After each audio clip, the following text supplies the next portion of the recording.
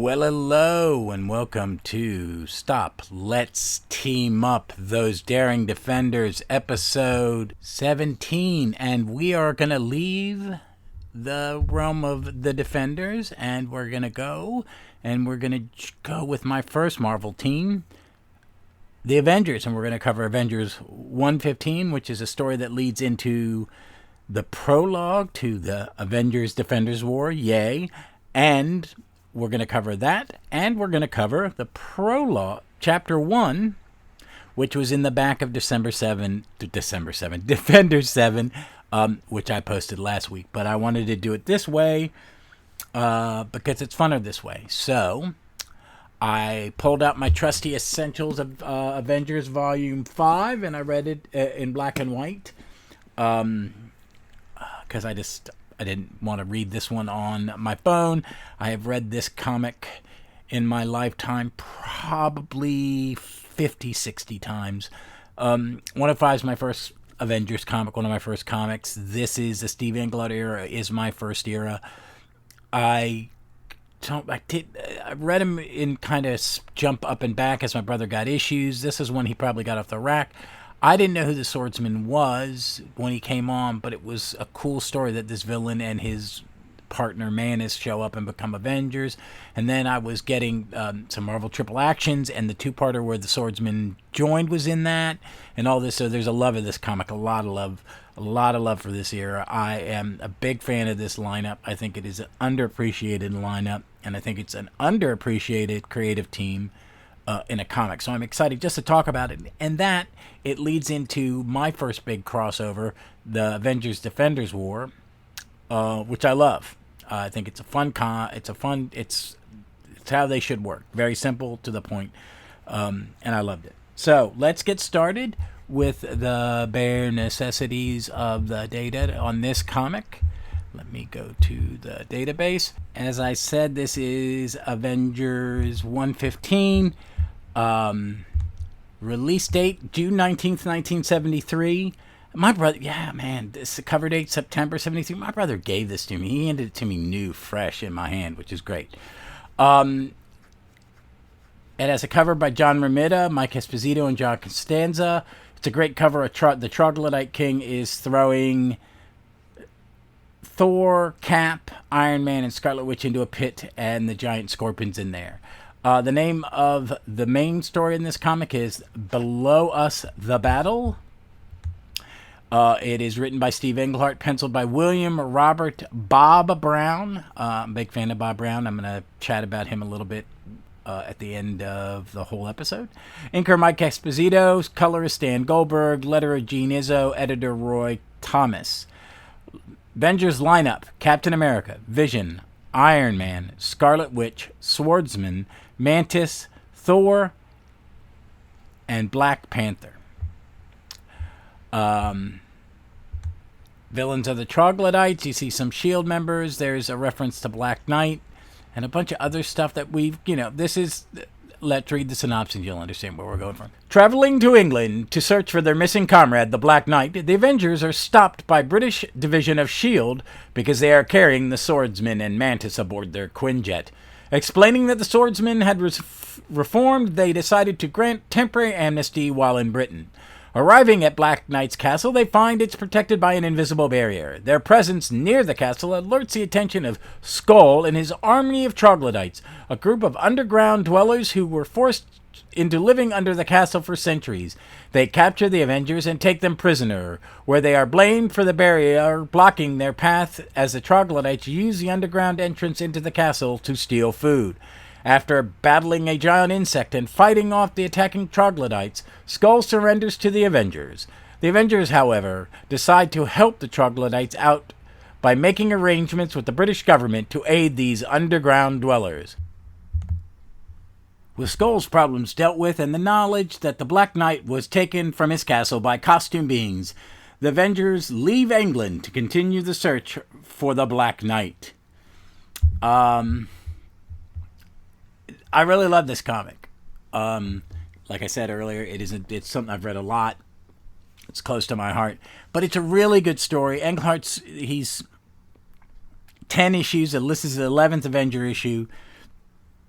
He's built the team he wants. It's a weird group. If you look at Avengers now, if you're looking from now back, this is an odd, out-of-place group. It's a little window. His lineup is very different. I mean, it morphs slowly into this war, and then the Kang saga that comes up, and all the backstory of the Vision, and all that, the long, really big, complex chunk toward the end, where the 4 giant-sized issues mix into plots about the history of Scarlet Witch and the Vision and all that great, and the Kang and all the time travel. But there's this section right before it where this lineup of 8 heroes, 6 pretty standard members at this point. Vision he's been straight through from 57, so he's almost at 60 issues. Scarlet Witch has been back since issue 79. Black Panther was gone for a short period, but he's been back since 105. Cap, Iron Man, Thor are in and out. But this is kind of the core group from 113 up to Giant Size 4, which is in the late 120s, 130s. And the Kang stuff continues into the 140s. I mean, Englehart wrote the book until 150. So this section with this lineup is really good for me, and with the creative team. I want to talk a little bit about Steve Englehart. I mean, I'm thinking a lot of you know. He wrote a lot of really amazing stuff. It's just, I can't even go into it. These are just some quick examples. He's worked for everybody. We're just going to say that. He's a writer, a colorist, a cover artist. His first work was Amazing Adventures, Volume 2, number 12. Let's see what the database says about that. It's warm. I don't know this one. I don't know this comic, so let's see what it is. Oh, duh. I do know this frickin' comic. It's The Beast. He's the one that made the Beast furry. I may cover these issues because he brought the Beast into the Avengers. That makes him a genius. Okay, that makes him an absolute genius. And it's a great comic. It's Englehart, Tom Sutton writing. It's a fun comic. Check him out. Beast was in Amazing Adventures for 4 issues, and it's where he gets furry and then turns blue furry, and Patsy Walker and her boyfriend from Millie the Model comics are brought into main continuity, and then Patsy becomes Hellcat, who becomes a Defender. It's all starting here, man. It is it's Englehart madness and joy. I love it. But he's notable creations: Shang-Chi, Mantis, Viper 1, the Coty, Moonstone 1, Solar, Act, Nomad, Steve Rogers, The Shroud, Silver Dagger, and there are many more, is the note in this, and I won't go into it. But I also want to talk about Bob Brown. Bob Brown was the main penciler for about 10 issues, I guess, on the main book. I know him also from when he was the artist on Daredevil. It's about the same period. He may have been doing them simultaneously. I don't know, because I read those. I kind of read those. It was the Defender. It was not the Defender. It was Daredevil and Black Widow. And it was a great comic. And I loved it. And that's kind of my first. That's where I learned my Black Widow stuff, because, she wasn't in a lot of books except for a villain in Iron Man, a villain in some Avengers, then an Avenger hanger-on. And she's only a member for 2 issues. And then she leaves, and then she doesn't really come back into the 90s, 80s and 90s. And then she's a mainstay in the 90s and 2000s. She's got to be in certain lineups. They want her because she's a good leader. But Bob Brown, he drew comics. His first comic, what does it listed here? Robert Brown, his career after World War II, he joined Timely Comics in the late 40s. He was assistant editor to Stan. He later worked with Joe Simon and Jack Kirby's Black Magic. He also did Detective Comics in the 50s. I did not know that. And then he worked at Marvel and DC after a long battle with leukemia. He died in 1977. Oh, that's sad. His last work, first work is unknown. His last work was X-Men 106, so I'm looking it up. see which one it is. It is. Was he really the penciler of this comic? Oh, him and Dave Cockrum. Avengers, not X-Men 106. Look it up. It's Firelord and the X-Men. I don't remember this one. It's before Dark Phoenix, and and it's still in the Cockrum era, but Cockrum drew part of it, and Bob Brown drew the rest. But I knew him from Daredevil and Black Widow. So Google him, look him up, try to read him, check out his on the app, check out his Daredevil, and check out this Avengers run. It's really great. Let me just kind of briefly, because I've been chatting here for a while about Englehart and Brown. I will not have to gush too much. You already gushed about the artist in the Defenders, because it's Sling and Sal Buscema, which makes me happy. I'm finding my place in this to get back to the issue. Sorry, I put my book down. I'm a bad person. So, this comic starts out, they've just finished battling the Lion God, and they've had a couple of Avengers. They battled. Hawkeye's left. The Avengers recruit Black Widow and Daredevil. Black Widow joins. Daredevil does not. Hawkeye's pissed. He's gone. She has one adventure with him and then goes back to San Francisco, because that's where Daredevil was stationed then. And then they had a couple, just one-and-done stories. Like in Marvel Comics, you would have one-and-dones and little plot things. Little plot things would be planned. And Englehart's kind of like Cockrum that way. Not Cockrum, Claremont that way. So he built things, and in both books, in Defenders, they've been looking for Black Knight, but Black Knight's an Avenger. I mean, he was only an Avenger for like 2 issues at this point. But he's an Avenger, and they're going to look for him. So his teammates, after finding out that Doctor Strange is the one who put the Force Field around Whitman's castle, they go flying. The first page is great. It's 3 little panels and a big panels, and this space-suited British SHIELD agent jumps into the Quinjet and tells the Avengers go home. And the Avengers vouch for their 2 new members. They have a little they land at the castle. There's a little 1-panel flashback to the whole Magneto storyline, and stuff like that.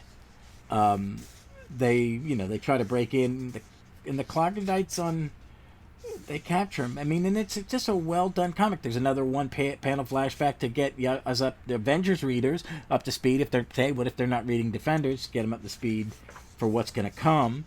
And then it's a great little it's just a simple comic story. The Troglodytes battle and they break free. And then they do the right thing.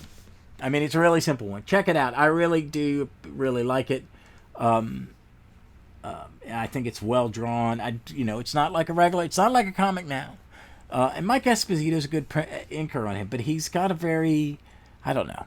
It's Bob Brown. I don't know how to describe it. It's someone I've always liked, and maybe it's because I like the stories and it made me like him more. But I really like his art, and I think you should check it out. I mean, I can't say much more than that. But now we're going to move on to the epilogue. It's not the epilogue. It is the prologue it goes from this to the prologue to the Defenders War, and then into Defenders 7. So here's the synopsis. It's called Prologue, Alliance Most Foul. Blinded and defeated by Thor, in Thor 207, Loki plunged himself off a cliff to escape battle. However, before he could ever hit the bottom, he is suddenly transported away. He finds himself transported to the Dark Dimension by Dormammu. Dormammu offers Loki the chance to join forces with him in collecting the 6 fragments of the Evil Eye, a device that was once thought to be destroyed. Dormammu suggests that they manipulating his longtime foe, Doctor Strange, and his companions, the Defenders, into collecting the fragments of the Evil Eye for them. The story is continued in Defenders 8. All right, this is the second story.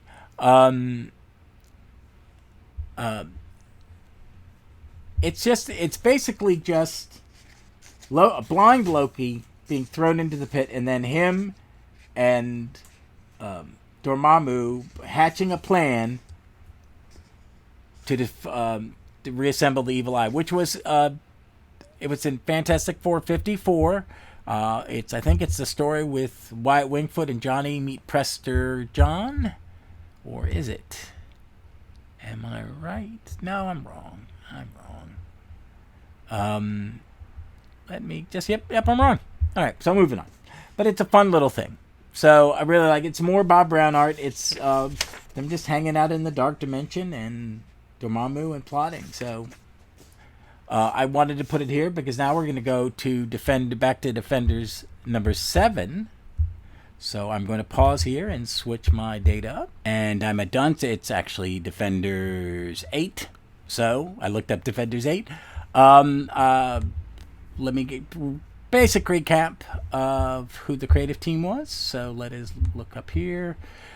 Steve Englehart, Sal Buscema, Frank McLaughlin, Petra Goldberg, lettering Gasper Saldano and Charlotte Jeter, editor Roy Thomas, and the roll call is Namor, Valkyrie, Submariner, Silver Surfer, Hulk, and Hawkeye.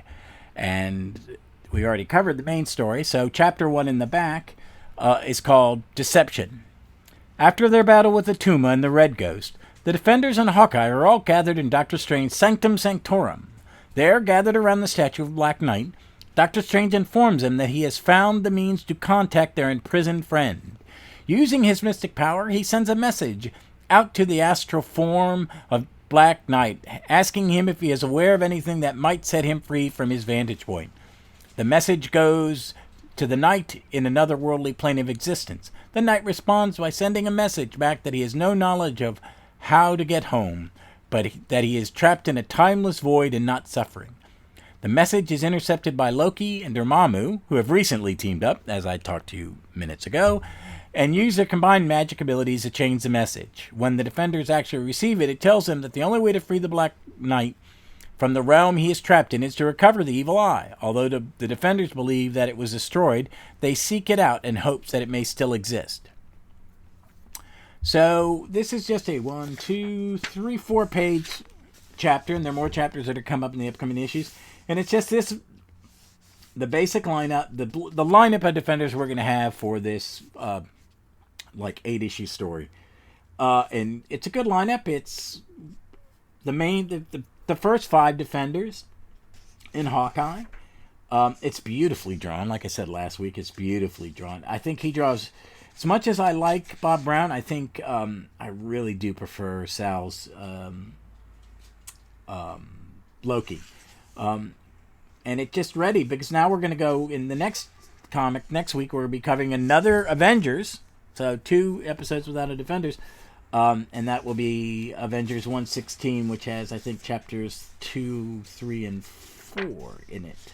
And it's a beautiful comic. So, but yeah, this is it. We were all set up. Okay? And the Defenders are trying to find Black Knight. The Avengers are trying to find Black Knight. And you got 2 big baddies, two of the biggest baddies in Marvel Comics in that era, or in any era. Loki's kind of had a reformation. He's a very different character now. Dormammu's still Dormammu. I read the first chunk of Strange Academy, and Dormammu's kids in it. I really want to go back and read the rest of it. But Dormammu is just, a standard Doc Strange villain. I've read certain eras of Doc Strange. I will say the Englehart era is one I've read. Imagine that. But we're all set up, and it's been nicely put together. I think the Troglodyte story, though it is not part of the Avengers Defenders War, had to be done because it shows you why the Avengers are heading toward the Defenders. You really needed to see the Defenders' last story before it happened, and the Avengers' last story behind, because it's all leading up.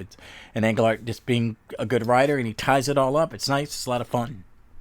The art's beautiful. It looks great on the app. It's Sal Buscema. So I'll just keep gushing about him. But I'll post some images from both comics up when I post this. I'm recording this on Wednesday instead of Thursday, because Thursday I have a 3:45 Zoom meeting about professional development. And I'm having a very long week and a very short week. So work's fun. Yay. So it was nice to come home, wife visiting friend, and I got to read some comics. I got to read some comics that I absolutely love, and I think you will love them. So I really go out and check these out. If you like 70s Marvel, I do. I think it's some of my favorite. The more I read it now, I think it's really some of my favorite Marvel comics, where a lot of DC with me. It's the 80s. It's kind of weird. I'm an 80s Marvel guy, and I'm a very, DC guy, and then a very 70s Marvel guy. So, sweet spots, and this is one of them. So check it out. I'm not going to really, since I promoted a lot in the Legion episode, shouting out near mint condition, cheap graphic novels, Velocity Comics, always Velocity Comics. I just wanted to spend a little extra time and cover a little more stuff, and because I'm excited about this, and it's going to be more detail kind of in the next couple, because as we get into the meat of the story, and there's a lot going on. And you're going to enjoy about 2 months of Avengers and Defenders all mixed together, and I'm hoping you're going to enjoy it. So, folks, check out this weekend. I do not know what the episode's going to be. I haven't recorded anything. I haven't really thought. I've just finished Tom King and Jorge Fornes's Rorschach, and I really loved it. But I don't know if I want to cover it. It's not. But I just got my first Omni of something I've never read before, and that is New Warriors Volume 1. I've never read it. I'm a huge fan of Fabian Nunez. Love Mark Bagley and Larry Malstad. I didn't realize Larry Malstad had inked some stuff of Bagley, which is great. So I think I might read a little bit of that and talk about what I've read so far. And maybe that'll be something I do for a couple weeks or every so often as I go through I'll do each story arc and kind of discuss it in an overview. As someone who's reading the comic that was very popular with younger people in the 90s, I was in my 30s. So I didn't read it. I had my teen books. I had Teen Titans, I had X-Men, I had other things, and I just never read it. And that's a real shame, because I really like Fabian's work. It's just amazing. So I'm looking forward to that. So, but until then, I'm going to shut up and say, be smart, be safe, be kind to one another, please, and read some comic books.